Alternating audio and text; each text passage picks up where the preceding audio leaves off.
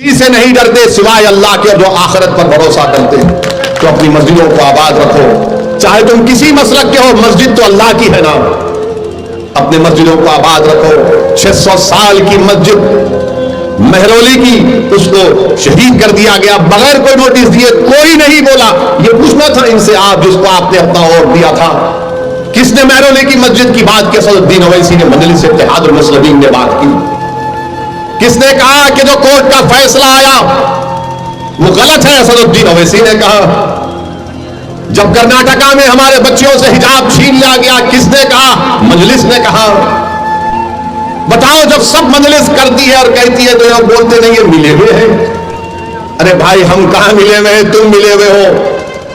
तुमने नीतीश कुमार का साथ दिया तो आज बीजेपी सत्ता में है बिहार में। मैंने नीतीश कुमार को मुख्यमंत्री नहीं बनाया, तेजस्वी और लालू ने बनाया, और आज नीतीश कुमार मोदी के गोद में बैठकर चाय पी रहे हैं। बताइए, इसका जिम्मेदार कौन है? कभी आप सोचो कि आपने वोट दिया था इनको। गठबंधन मैंने आपसे कहा था कि देखो नीतीश कुमार, ये लोग बीजेपी को एक दिन सत्ता में लेकर आएंगे।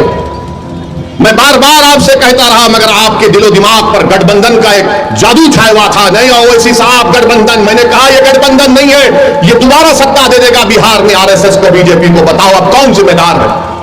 मेरी शिकायत आपसे है, मेरी शिकायत तेजस्वी, नीतीश, मोदी से नहीं है। मैं आपको अपना समझकर, अपना बेटा समझकर, अपना भाई समझकर, अगर मैं गलत कह रहा हूं तो मुझे माफ कर दो। मैं आपसे शिकायत करने आया हूं।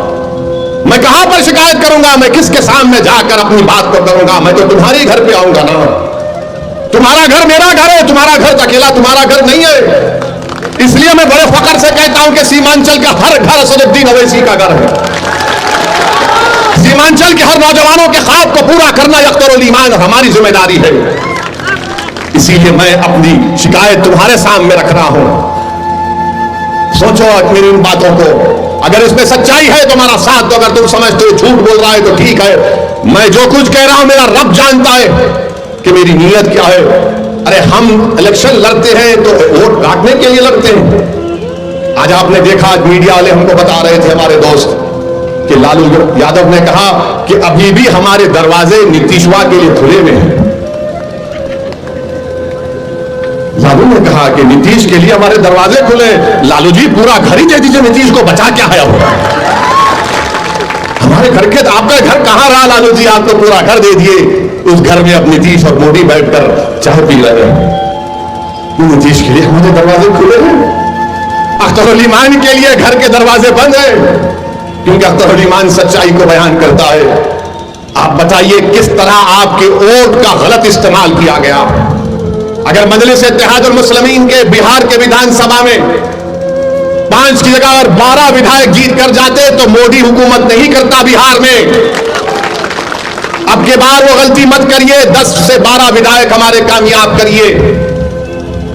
अल्लाह आपके साथ होगा। आप जिसको बोलेंगे मुख्यमंत्री रहेगा, जिसको आप बनाना चाहेंगे वो बनाएगा। मगर आपने बरसों इनका साथ दिया। अरे कितने साल, कितने 12-14 साल राजग की सरकार, अब तक 15 साल,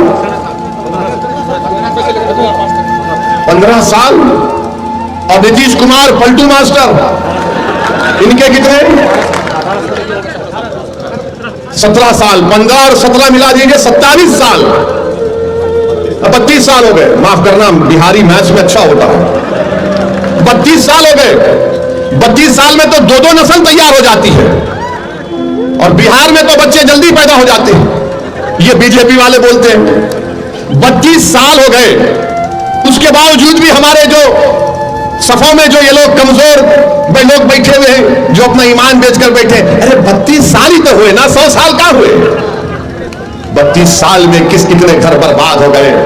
32 साल में सीमांचल में कितनी जमीन कट गई। 32 साल में कितने किसान बर्बाद हो गए सीमांचल में। मगर हमारे दिमागों में बात बैठी हुई है, नहीं भाई, सेकुलरिज्म को जिंदा रखना है। सेकुलरिज्म को तुम नहीं जिंदा रख सकते। ये सेकुलरिज्म को जिंदा रखने की बात हो रही है। सेकुलरिज्म जिंदा उस वक्त रहेगा जब तमाम लोग अपने आप को महफूज समझेंगे, चाहे दलित हो, मुसलमान हो, आदिवासी हो। सेकुलरिज्म की बात, ये लोग अपने बेटे को मुख्यमंत्री बनाना चाहते हैं। लालू, मेरा बेटा मुख्यमंत्री बन जाए तो बिहार का कल्याण हो जाए, मेरा बेटा मुख्यमंत्री की कुर्सी पर बैठ जाए तो सबका टन टनाटन फायदा हो जाएगा। मेरे भाई, ये कब तक खानदान और पानदान की राजनीति चलती रहेगी, ये आपको फैसला करना है। अख्तर उल ईमान का आपने हमेशा साथ दिया।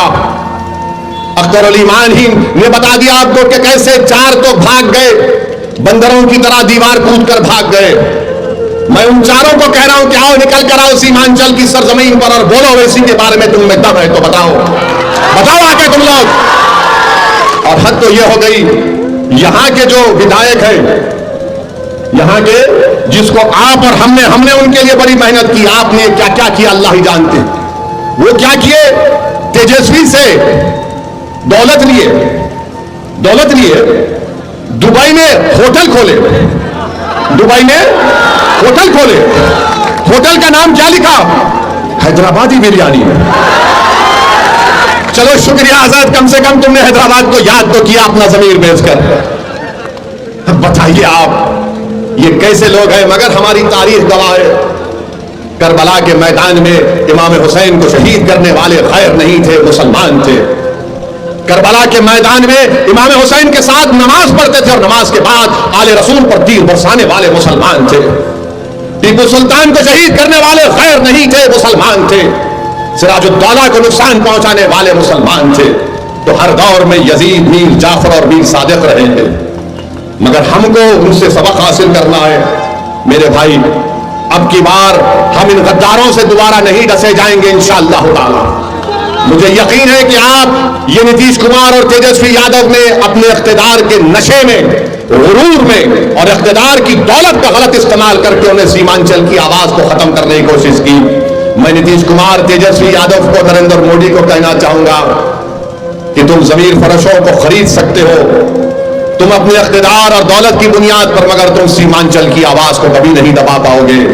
सीमांचल की आवाज उठेगी इंशाअल्लाह ताला, सीमांचल की लड़ाई जारी रहेगी। मैं मर भी जाऊंगा, मैं खबर में मेरी जिस्म गल जाएगा मट्टी में, मगर सीमांचल की आवाज गूंजती रहेगी इंशाअल्लाह ताला। ये हमारा मकसद है। हम कोई राजनीति सिर्फ सत्ता में या इख्तिदार की कुर्सियों पर बैठने के लिए नहीं करते। हम सत्ता या राजनीति इसलिए करते हैं ताकि आपका फायदा हो सके, मजलूमों को इंसाफ मिल सके। और आपकी आवाज ये सिर्फ किशनगंज की पार्लियामेंट की सीट, सिर्फ सीमांचल की आवाम की आवाज नहीं है, ये भारत के 100 करोड़ गरीब और मजलूम आवाम की एक आवाज भी है, जो बड़ी नजरों से देख रही है कि अब की बार किशनगंज से कौन जीत कर आएगा, जो बड़ी उम्मीद लगाकर बैठे हुए कि कौन हमारी मस्जिदों की हिफाजत की आवाज उठाएगा, कौन शरीयत मोहम्मदी सल्लल्लाहु अलैहि वसल्लम की हिफाजत की आवाज उठाएगा, कौन ना सिर्फ सीमांचल की लड़ाई लड़ेगा बल्कि जो मजलूम जेलों में सड़ रहे हैं उनकी रिहाई की बात करेगा, कौन इस अंधेरे का खात्मा करेगा जो हमको तबाह और बर्बाद